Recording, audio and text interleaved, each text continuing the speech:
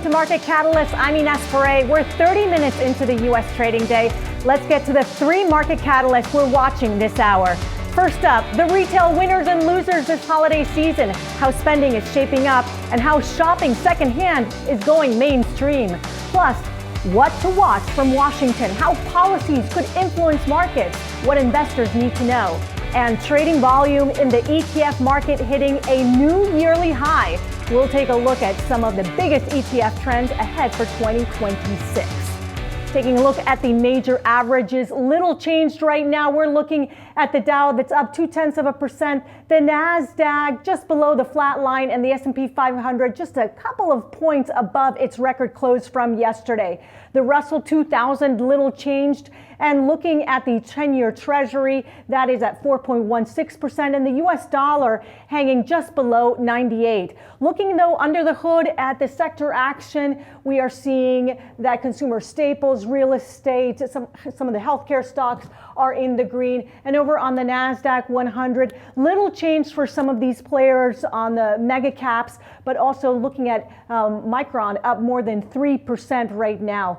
Looking at the crypto space, we are seeing that Bitcoin is little change today at around 86,800 per token. ETH is no change there at 2,900. But looking at the metals market, commodities have been on fire this year, and we are watching gold futures down 0.3%, coming off its record high from earlier. Silver futures also coming off its record high. Silver hanging at around $70 per ounce. It's now more expensive to buy 1 ounce of silver than it is to buy 1 barrel of oil, by the way. Retailers in 2025 have been juggling inflation hangovers, AI-powered aisles, and shoppers on the hunt for sales. As the year nears its end, we're unpacking what this year's holiday shopping spree says about the state of retail and the consumer. TD Cowen Senior Research Analyst Oliver Chen and PwC U.S. Consumer Markets Industry Leader Ali Furman join us now to discuss. Ali, coming out of the gate with you, we talk a lot about the K-shaped economy. The consumer confidence is low, and there's clearly a bifurcation when it comes to spending. Set the backdrop scene for us on how the consumer is faring this holiday season. Sure. So we do have actual spend data from what we refer to as the 5-day frenzy, or the period between Black Friday and Cyber Monday and the 4 weeks prior. It's not the total spend data, because that's from November 1st to the end of this month, but it gives us a directional sense of where things stand. So the 4 weeks prior to Black Friday, we saw an increase in consumer spend, about 1% more than we have seen prior year, which signals shoppers spent earlier on gifts than they have previously. It's the exact same trend we saw with back to school and Summerween. Retailers pulled inventory forward to mitigate tariffs. They did promotions early, and consumers jumped on those promotions. Those deal events did have an impact on Cyber 5 behavior, however, because several shoppers brought earlier during those promo events, and 60% said those deals reduced their urgency or spend during Cyber weekend. We did see record numbers of shoppers in that 5-day frenzy, about 8% more than we saw in prior year, but spend per trip was down about 7%. And the number of units per trip was down about 6%. So we are seeing that K-curve economy kind of play out in the holiday shopping season. The high-income consumers are making up about 42% of all holiday spend, whereas the low end and the middle consumers are pulling back a bit year over year. And to that theme also, secondhand shopping, that is in vogue now as well. Are consumers leaning into buying used products?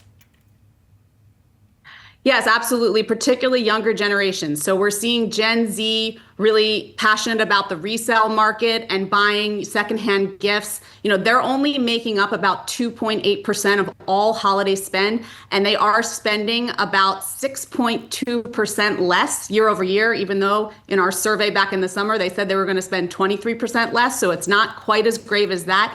But they're pulling back. They're still gifting, but they're doing so with much more value orientation, a budget conscious mindset, and they are spending more on resale items. And Oliver, given this backdrop, I mean, what are some of the companies that are sort of faring better with this consumer backdrop? What are some of the company stocks that you think are good picks right now? Sure. Yeah, what we see a consumer that's fundamentally very sound on low unemployment rates as well as money on the sidelines. That being said, the consumer is fundamentally sound but sentimentally weak. There's been volatile consumer confidence.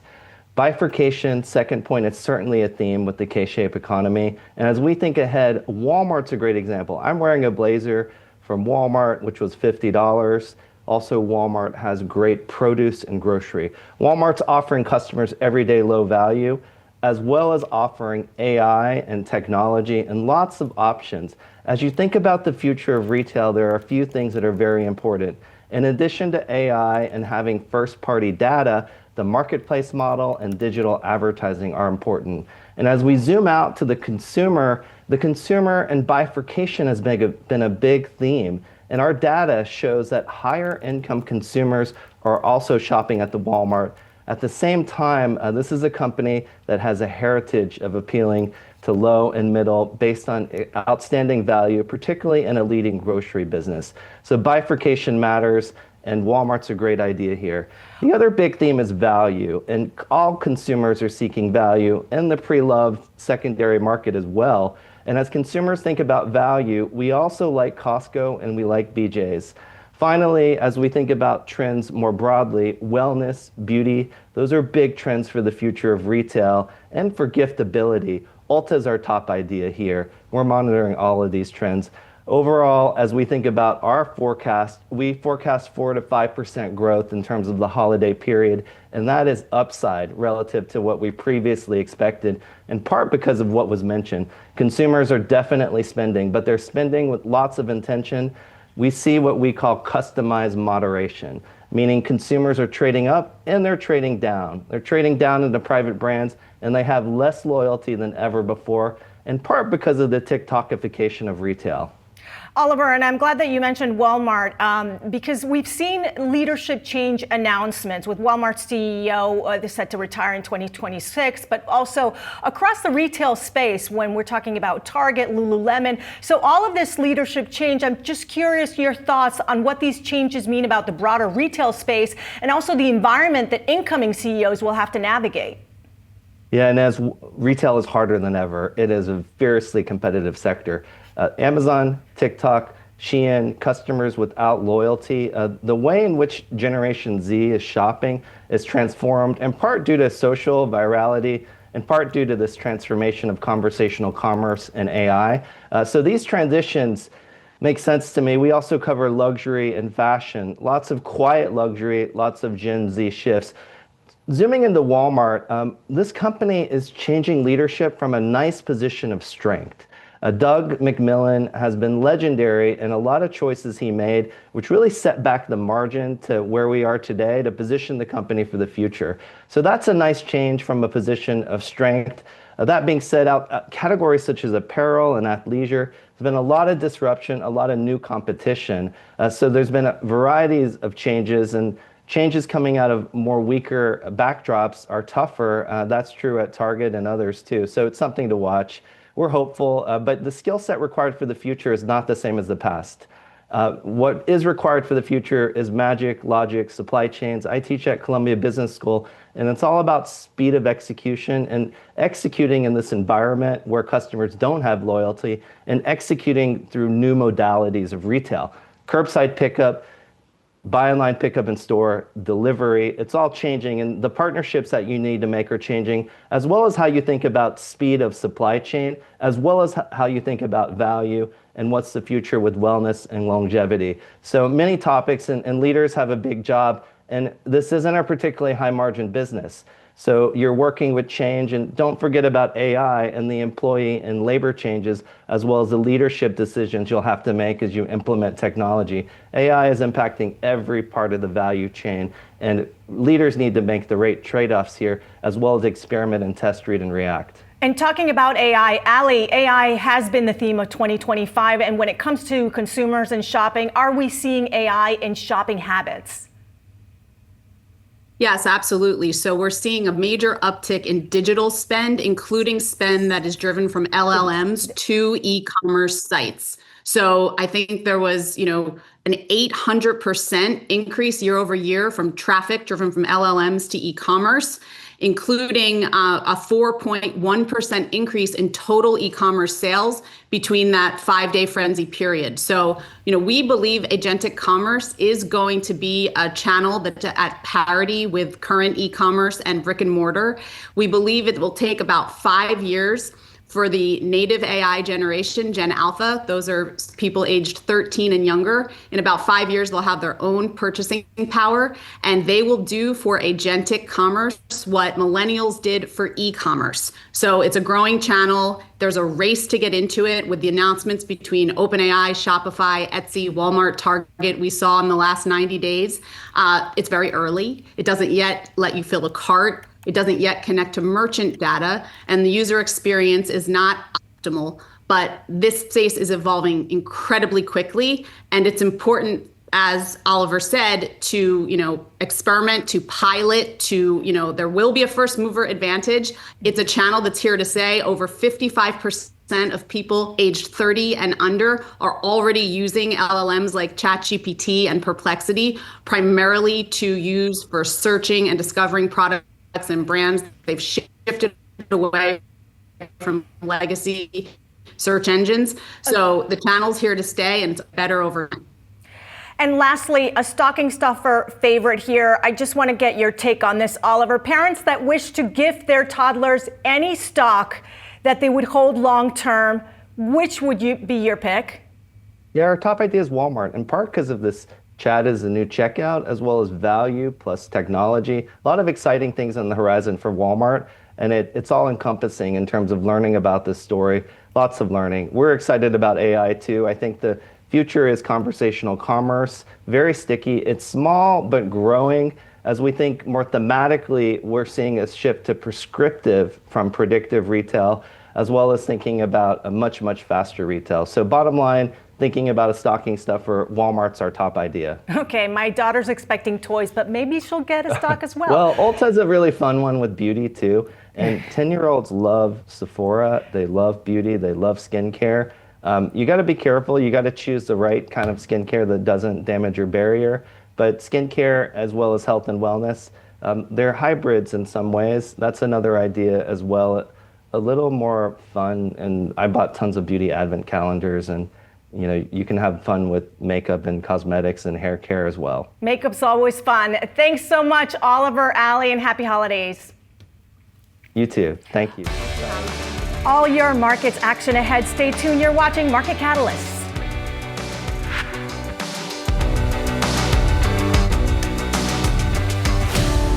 2026 is gearing up to be a busy year on many fronts, but many key catalysts that could run through Washington, D.C. include fiscal and monetary policy, which are in focus.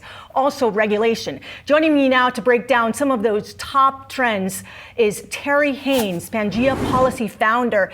Terry, thanks so much for joining us. Let's start out with the possibility of a Big Beautiful Bill 2.0, which you mentioned is also certainly this could happen. So why do you think so, and what could be included in that bill? Good morning, Ines. A couple of things. The Big Beautiful Bill 2.0, I think, is almost certain to happen for two reasons. One is that there's some unfinished business policy-wise from 1.0, so they'll want to take that up. And the second catalyst here, I think, frankly, is political. Trump is going to throw everything in the kitchen sink at the affordability crisis and the affordability problem. And neither he nor anybody in Congress at the end of the day is going to want to look like they left anything undone to address that. So, legislative action, legislative busyness helps that on a practical level. Now, as to what's in it, Senate Budget Chair Lindsey Graham talks about it as being a little bit more of everything, a little more on entitlement reform outside of Social Security, a little more on Medicaid. So this is going to be, I think, another opportunity for Congress to take another swing at Obamacare subsidies, a little more on tax, likely including expensing, a little more money for the military. Graham's also talked about something relating to a minimum tariff, and maybe including the tariff rebates that Trump talks about. And finally, I would bet there'd be a lot more on manufacturing incentives. One of the big priorities here for this administration is to onshore as much manufacturing as possible, particularly for things that relate to military. So they're going to want to do that too. So that's my rundown. Terry, speaking of tariffs, polymarket trades show only 28% believe that President Trump's tariffs will be upheld. So why are you confident that the Supreme Court will not strike down the current tariff regime? Well, a couple of reasons. First, I say this about prediction markets. You're not looking at a gallery of solely expert opinion. You're looking, if you're sitting in a casino playing a game, you're basically, the prediction markets are the people kibitzing behind you about how you're going to do and whether you're going to get it done or not. So it's a little more colloquial than authoritative. Beyond that, though, I think people I'm very much non-consensus on the tariffs. They survive for two reasons. One is they survive outside the court case because the president's got an awful lot of other sort of tariff authority to deal with. So should he be told he can't use this particular authority, he'll use the others. Secondly, on this, I think what people don't understand about the court case is that the Supreme Court does not question that the president has wide-ranging ability to deal with international crises of all kinds, including economic crises. So the question for the court really comes down to whether the statute permits or forbids him to use tariffs. That's a pretty small question. And the court could rule that he's got broad authority that includes the ability to use tariffs, even though it wasn't enumerated in the law. They could also conclude reasonably, I think, that he doesn't. But if he doesn't, the Congress will have the opportunity to cure that by making that explicit. And again, Big Beautiful Bill 2.0 could very well include that kind of fix. Let's just switch over to AI, data centers, manufacturing, onshoring. Yeah. All of that requires vast amounts of resources. Do you see the Trump administration's policy in South America as a move towards securing more resources and also keeping them away from China?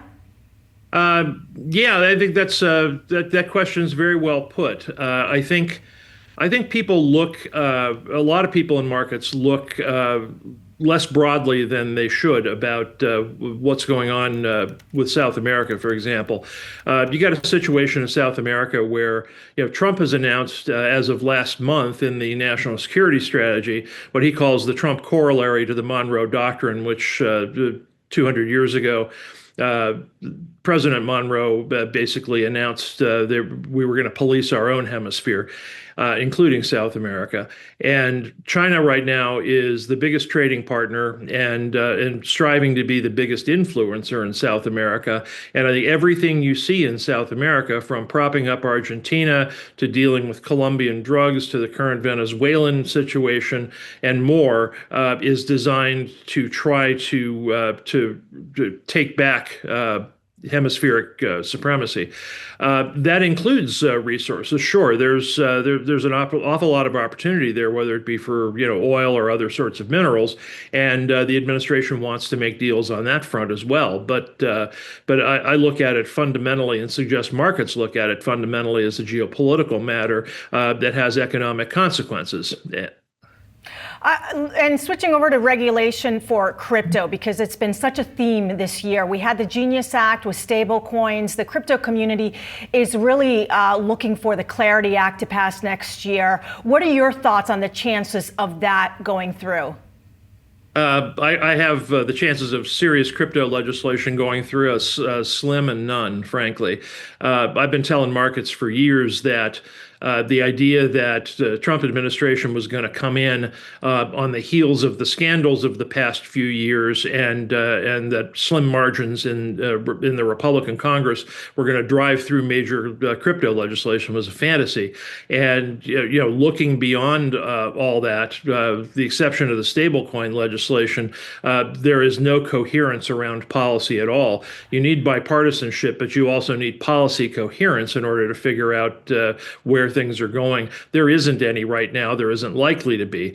The footnote to this too is, frankly, there's a lot of disquiet in Washington, some above the surface, some below, about the Trump family involvement in crypto. I don't make any case for it one way or the other. My point being that Congress people, particularly in election years, tend to shy away from anything that looks controversial. And crypto now has always been controversial, but now it looks a little bit more controversial than it had been, thanks to all that. They don't want any part of that. And lastly, what if there's a government shutdown in January? What would this do to policy making in next year? Well, my view has been that the market should look for a shutdown at the end of January. Today, I don't think it's likely, but I'd give it about 40-60, and it could very easily tip over.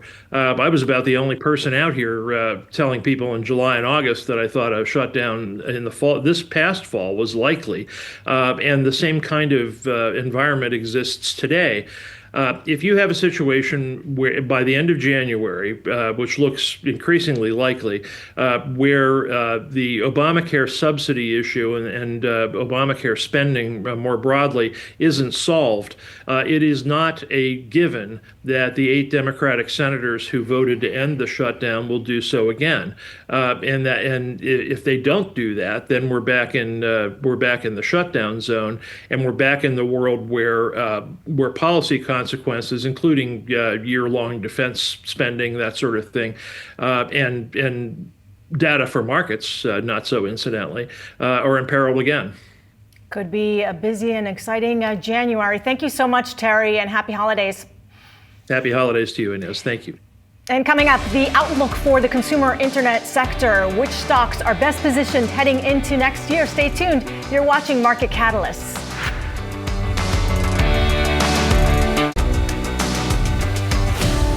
2025 has been a positive year for consumer internet stocks, and according to Wedbush, 2026 will be a year of winners and losers. Joining me now, Scott Devitt, Wedbush Securities Managing Director of Equity Research. Scott, let's start with your top picks heading into the year. Sure. Thanks for having me. The 4 names that we've identified as top picks for the year are Amazon, Meta, Mercado Libre, and DoorDash. And we have more overweight ratings than those, but those 4 really stand out. And talk to us a little bit about why. I mean, when you're talking about Meta and others, what are the driving forces going into 2026? So you have, in each case, a period of underperformance related to mostly investment cycles. Amazon has spending around AWS and AI infrastructure, which is going to start, I think, to pay off in 2026. And you're going to see an acceleration in the AWS business, which investors will like, and that should help the stock perform. Meta, is on the very front end of an investment cycle. Growth is extremely strong. And I think as investors get more visibility to the spend and into the second half of 2026, that stock's going to recover quite nicely because the dollars are going to be proven to be well spent. And then Mercado Libre and DoorDash also similarly, that they're spending to grow. We had a period of digestion in 2022 and a period of operating leverage in this sector in 23 and 24. As we've entered 25 and gone through 25, it's normalized, and in 26 you're starting to see investment cycles again. There's nothing wrong with that. I just think it creates an opportunity in terms of the pullback in the stocks that when you get to the other side of the investment cycle, you get to experience excess returns. So it's a very back half weighted set of recommendations that we think will perform well over the next 12 months. And one of the big themes this year has been driverless driving. You've got AI that's been a massive theme. So talk to me a little bit about how you're seeing these themes going into 2026. Robotaxi, AI. Autonomous is going to be, it's going to be the year of autonomous, frankly, particularly in the US with the expansion of Waymo into as many as 20 markets in 2026.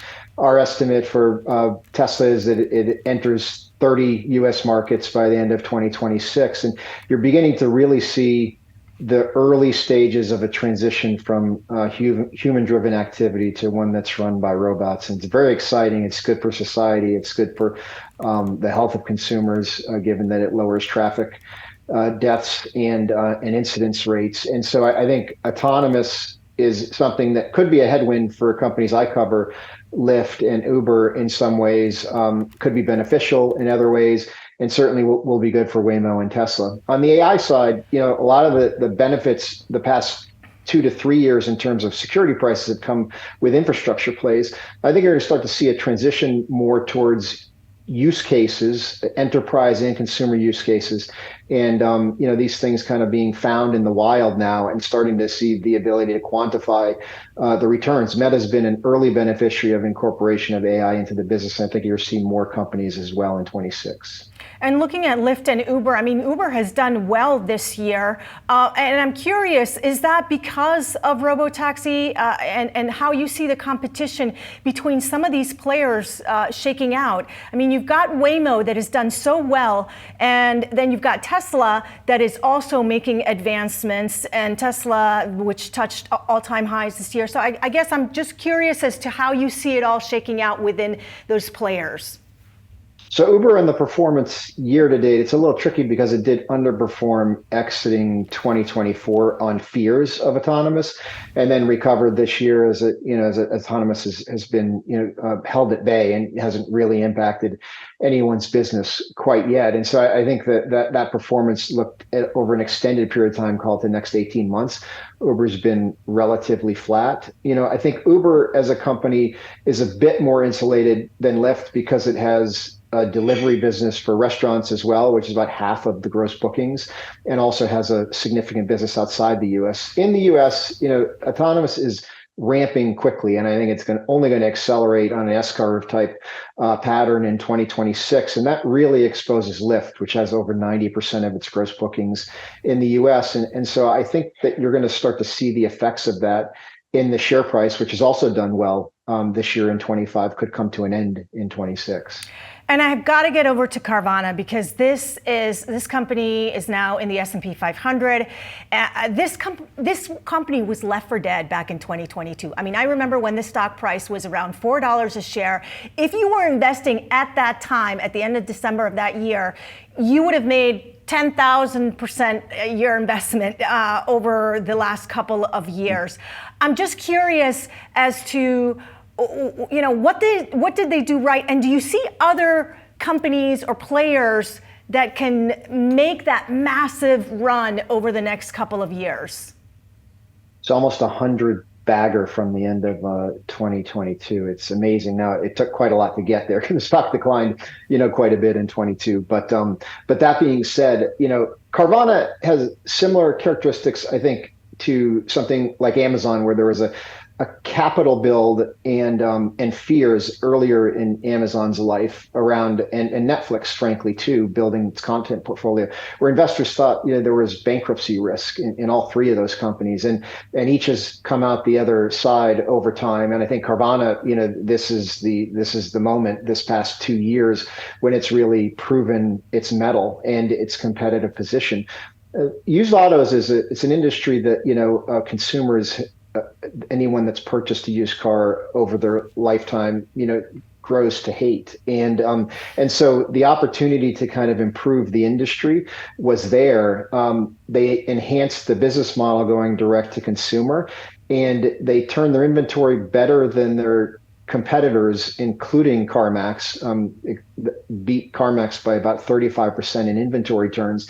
It's a declining commodity cost industry, so inventory turns are critical. And I don't really see anything stopping Carvana from continuing to gain market share. Now, it's been a massive move in the stock.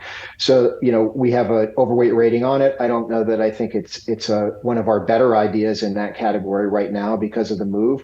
But over the next 5 to 10 years, Carvana is just going to collect market share at an accelerating pace. It's kind of amazing. As a buyer of a used vehicle this year, I will say that I concur. It is frustrating to buy a used vehicle, but I did it after months. Thanks so much, Scott, and Merry Christmas. Thanks. Merry Christmas. Coming up, the outlook for the AI trade heading into 2026. Dan Ives shares his predictions next on Market Catalyst.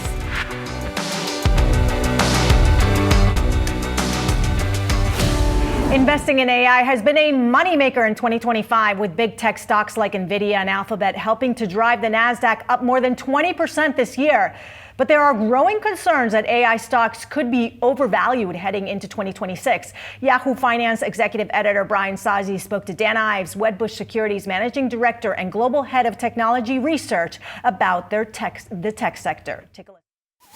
Dan, good to see you. Don't know where to start, so I'm going to start on NVIDIA. I mentioned at the top, we're seeing the bulls return to NVIDIA.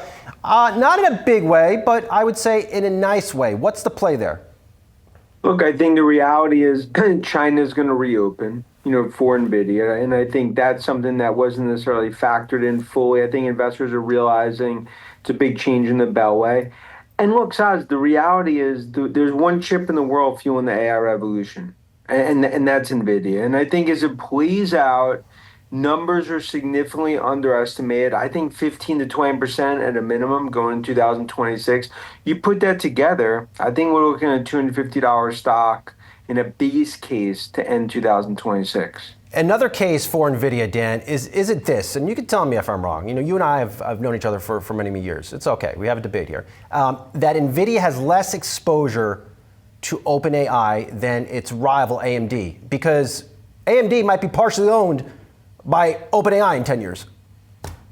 Look, right now, the reality is that, associated with OpenAI is a bad thing. Now, I disagree with that. You've talked about it, but no doubt from a trade perspective, NVIDIA, they're obviously they're not wed to an OpenAI. And I think to some extent, I think you've talked about it. When you look at the divergence of those related to OpenAI, whether it's Oracle or Microsoft or whatever it may be, those stocks are obviously under more pressure. But look, my view is as we go into 2026, investors are underestimating the scale and scope of the AI revolution for NVIDIA, for OpenAI, for Oracle, which I think is table pounded here, despite obviously a lot of the negative sentiment for Palantir and others. Because look, only 3% of companies in the U.S. have gone down the AI path. And for the first time in 30 years, the U.S. is ahead of China when it comes to tech. Dan, later on the show, I'm going to have Marianne Bartels on. Really excited to talk to her. She's making the case that tech might see, her words, not mine, a reset year next year, but then go off on a very strong bull run looking out over the next decade. If there is a reset in tech, let's just say the first quarter next year, what triggers that? Yeah, look, and she obviously always has great thoughts. I think my view is, look, the white knuckle moments, whether they're resets or whatever you may call it, they create the opportunities. Go back to, we'll be at CES again, go back to a year ago, right? Jensen comes out, the black leather jacket, I think even maybe potentially diamond studs in the back or whatever. Talk about quantum. I think that's your jacket, Dan. I think that's your jacket. I think that could be your jacket, dollars. but we're getting off topic. But the point is, look, the reality is negative on quantum. Remember the sentiment, going to DeepSeek moment in January. You're going to have these moments, but my view is you're in year 3 of an 8 to 10 year build out of the AI revolution. Outside of NVIDIA, I love what some of the thoughts you've been putting on your X account, Dan, on Tesla. Now, I'm sure you saw the photos of Waymos getting stuck in San Francisco with the power outage, and my first thought was, this is everything that could go wrong with the Tesla robotaxi. Look, my view is 2026 is going to be probably the most important year, I'd say maybe in its history, for Musk and Tesla. Because, look, the autonomous chapter now comes to Tesla. 30 cities where we see robotaxis, ultimately in the United States. Are there going to be issues? Are there going to be speed bumps? Could there be delays here and there? Yeah, obviously you saw the blackout in terms of Waymo in San Francisco. But look, I think next 3 to 4 years, 20% of vehicles are going to be autonomous. And I think that ultimately is where it's heading. And that's why I think when it comes to physical AI plays, the best physical AI plays in the world are NVIDIA and Tesla. How much value, Dan, are you assigning to Tesla's robotics initiatives? $1 trillion is what conservatively we view. I mean, look, if you own Tesla here, you're not owning it for what deliveries look like on Jan 2nd, right? I mean, you're owning it for autonomous robotaxis. And we talk about bull case 3 trillion, base case 2 trillion. Now, look, if I showed you a year ago where numbers were going to go for Tesla this year, you'd be like, oh, the stock's $250. The reality is that investors are looking through deliveries and near-term numbers to understand what the autonomous chapter is going to ultimately bring. Because I could argue numbers could be up 4 or 5x when you look out over the next 4, 5, 6 years. I think that's the way that to view a name like Tesla. Dan, before I want to get to Palantir, but why I love you, and many reasons why, as you know. But one is you cover damn near you cover damn near everything. So if Tesla's going to dominate in robotaxis, what does that mean to a General Motors and a Ford, who are not really playing in this industry at all? Well, first of all, to lump GM and Ford together, I disagree. I mean, I think what Mary's done and Paul at GM has been Hall of Fame moment for them, right? The stock, I think, speaks for that. They've been able to navigate supply chain issues, pull back on EVs, but I believe like GM is in a much better situation. And again, they're going to kind of pick their spots.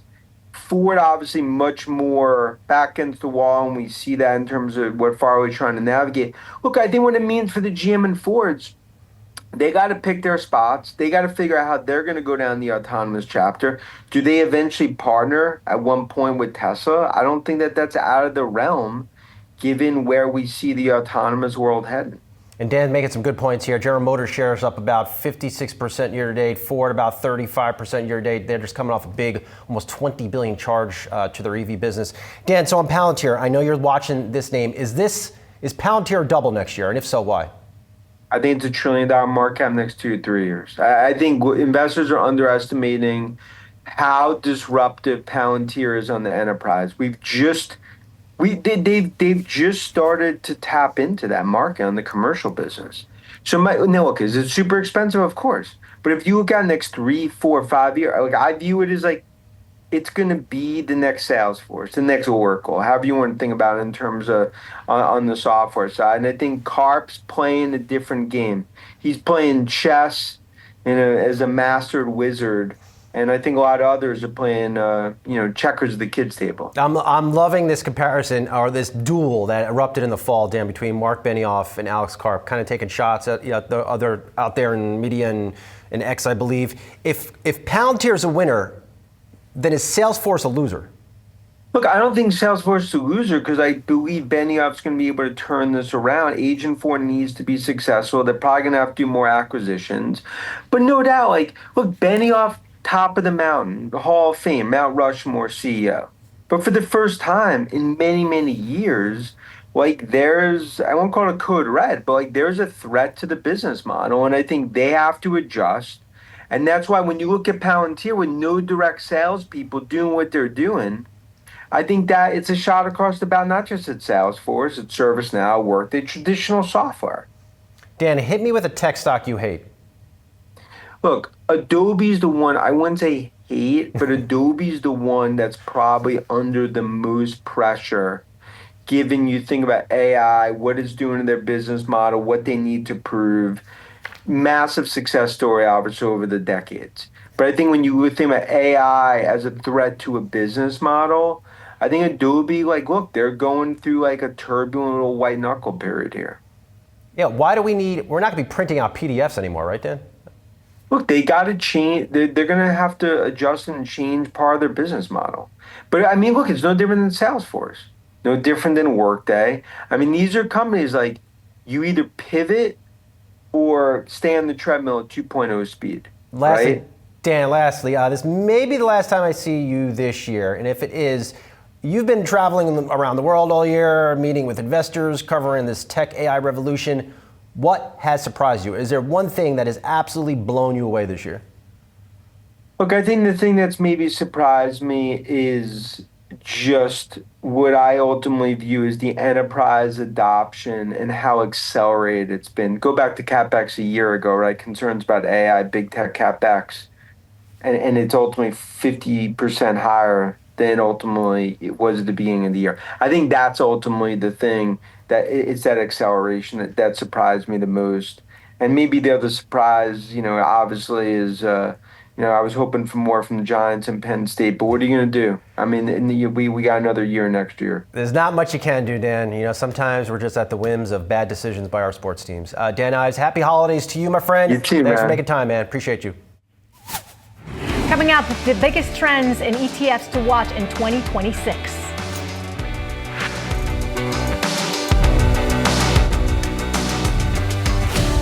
Investors added $78 billion into U.S.-listed ETFs in the past week, bringing the full year-to-date total to $1.4 trillion. That's the highest year on record. Trading volume and new ETFs entering the market are also at records for the first time since 2021. Maurice Tema, ETF's founder and CEO, joins me now for this week's ETF report brought to you by Invesco QQQ. Maurice, thanks so much for joining us. Set the scene for us. What do you make of this year? Have we reached peak ETFs? Yeah, it's a great question. Thanks for having me on the show today. Investors are asking themselves, are we at peak ETFs? Given the flow, given the number of ETFs that have launched this year, my view is next year could be even stronger. Growth may come in different areas, but the reality is that we have a big number of ETFs that will still come to market next year. We know with, for example, the mutual fund share class conversion, with proliferation of fixed income, and potentially also a different rates environment that will also drive new product innovation and new product launches. So it's hard to predict what will happen to flows, but I think it's pretty fair to say that we expect another banner year for ETF launches, partly just for structural reasons. The SEC has now started to improve the first dual share class conversions, and we expect those to really be executed in the first half of next year with the first party. So overall, I think it looks relatively encouraging for next year. Flows are hard to predict the number of launches, but I think we'll continue to see more innovation and more product offerings coming to the market. And you gave us a few of ETF trends that you're seeing for next year, that you're anticipating. So let's start with active ETFs. Yeah. So I think active continues to see a big uptick. You've seen active having a dominant share of the number of launches this year. And that's, I think, partly because active still coming from a low base, but also as we see the proliferation of managers looking to move beyond mutual funds, ETFs is the first, next stop for an active manager. And therefore you're starting to see a growing number of active managers move to ETFs, just given that, it's a preferred vehicle over a mutual fund. I think in addition to that, the active wrapper gives flexibility to offer a whole host of strategies, which may not necessarily be very active in the traditional sense of active, but are active in terms of how they're defined from an ETF perspective. So let me give you an example. If you look at what's happening in the levered ETF space, or the high income space, or even the buffer space, in most cases, those are all active ETFs, even though they're very different to what people would expect from a conventional actively managed strategy. So I think active ETFs is where there'll still be a lot of growth, a lot of opportunity next year. But again, active doesn't come in one flavor in ETFs. There's many different strands the active ETFs come out in. And what about derivative-based ETFs? Again, I think we continue to see a big growth in the outcome-based ETF space. I think we've seen that also, for example, with buffer ETFs this year. We've seen it continue with covered call, and then ultimately with leverage ETFs. There's been a lot of talk. Will the SEC allow, or will we see the launch of ETFs that are levered, that go over 2 times leverage on single stocks? The ETF short term is try to delay, if not defer that. But I think it's clear that some issuers have not pulled their filings and still are very adamant about pushing the envelope on going 3-4x leverage. So I think we're going to continue to see a lot more different derivative-based ETFs. I think leverage, covered call, and buffer are 3 prominent areas that will continue to see more product innovation. And we've also seen precious metals at all-time highs. Will that keep ETF flows strong in that space as well? Yeah, so it's interesting. Commodities actually hasn't seen that much innovation in a decade because, frankly, commodities have frankly not been a very exciting place to be until this year. This has obviously been a record year for gold, record year for silver, record year for platinum, and I think there will be more commodities that also hit records next year. So we think that actually there'll be probably a growth in the number of commodity ETFs, especially as managers or as investors start to look at not just buying a single commodity, but actually getting an asset class solution for commodities. And again, going back to active gives you a better opportunity, more flexibility to manage risk. So I think we'll see new strands of commodities ETFs coming out next year. And the AI trade, that's been huge. Power is a big bottleneck. Talk to us about what you see in utilities, infrastructure, AI. Yeah, so we launched the world's first electrification ETF last year, about a year ago. And what we see is continued demand for a growing issue or crunch in power. I think you've seen a whole spate of AI infrastructure deals announced this autumn, but the consistent question that overhangs these deals is where are we going to find the power to actually bring these deals to market? And that's actually been said outright by people like Sam Altman and also by Satya Nadella. So I think the big question now is, how quickly can we expand grid capacity and refurbish grid capacity? It's not about the cost, it's about the speed, especially given just the sheer amount of capacity or sheer amount of demand that's going to be required on the power side to enable the AI build out and AI expansion that companies have committed to or are putting money to work on. So overall, I think we think there's a structural imbalance in the grid that the U.S. grid just can't supply or support the demand needs, and there's a host of money going into that. But frankly, we still think it's going to take longer for that, the supply and demand imbalance to fix itself, and that creates a number of investment opportunities. Thank you, Maurice, and happy holidays to you. Happy holidays. Thanks for having me on. That's it for Market Catalyst. I'm Ines Ferré. Thanks for watching. Happy holidays to you, and more Yahoo Finance ahead.